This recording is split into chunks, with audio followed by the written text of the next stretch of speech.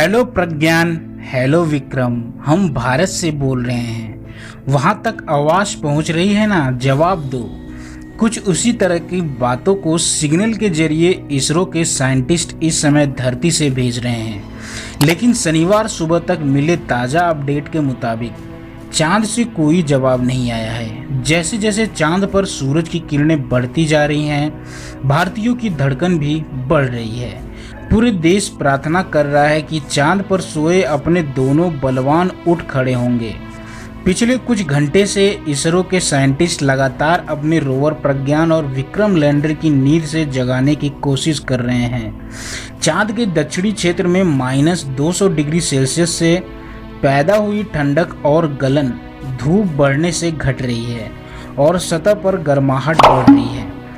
वहाँ धरती के 14 दिनों के बराबर एक दिन होता है। ऐसे में कुछ घंटे बीत चुके हैं, लेकिन अब तक इसरो के साइंटिस्ट को चांद से कोई अच्छी खबर सिग्नल के रूप में नहीं मिली है। चंद्रमा पर सूर्योदय के बाद शुक्रवार को ही विक्रम और प्रज्ञान के दूसरी पारी के लिए जागने की उम्मीद थी, लेकिन इसरो को अब तक कुछ सुनाई नहीं दिया है। हालांकि साइंटिस्टों ने उम्मीद नहीं छोड़ी है। जिस दिन स्लिप कमांड दिया गया था, तब इसरो के अध्यक्ष ने यह जाहिर किया था कि अब हमारे सहयोगी अखबार TOI को बताया था कि लैंडर और रोवर को अपने आप जागना चाहिए। उन्होंने कहा था कि हमने इसके लिए कुछ सर्किट का एक्टिव छोड़ा है। इसरो के स्पेस एप्लीकेशन सेंटर के निदेशक नीलेश M देसाई ने TOI को बताया, हम जल्द ही कुछ सुनने की उम्मीद कर रहे हैं। यह आज यानी शनिवार को भी हो सकता है। वैसे यह साफ तौर पर नहीं कहा जा सकता कि कब तक।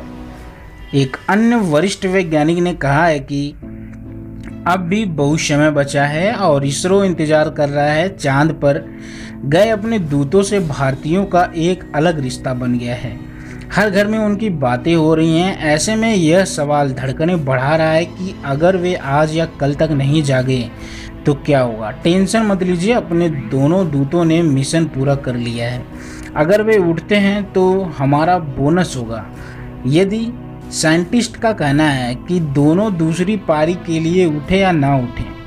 चंद्रयान 3 मिशन सफल है, उसके सभी उद्देश्य पूरे हो चुके हैं। रोवर ने चहलकदमी की, रास्ते में गड्ढे को पार किया और इसरो को पर्याप्त डेटा भी भेजा। वहां से लौटने का रास्ता भी साफ कर दिया। जी हाँ, विक्रम ने चांद पर उतरने के बाद हेलीकॉप्टर की तरह एक छोटी उड़ान भरी थी।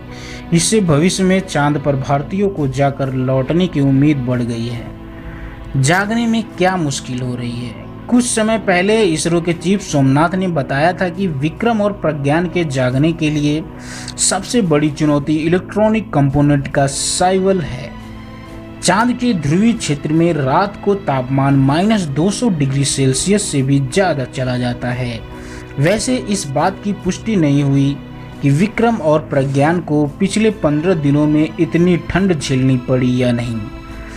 चंद्रयान 3 के लीड सेंटर UR राव उपग्रह केंद्र के निदेशक M शंकरन ने पहले TOI को बताया था कि सिस्टम के काम करने रहने के लिए सूरज एलिवेशन एंगल -6 डिग्री से 9 डिग्री की जरूरत होती है।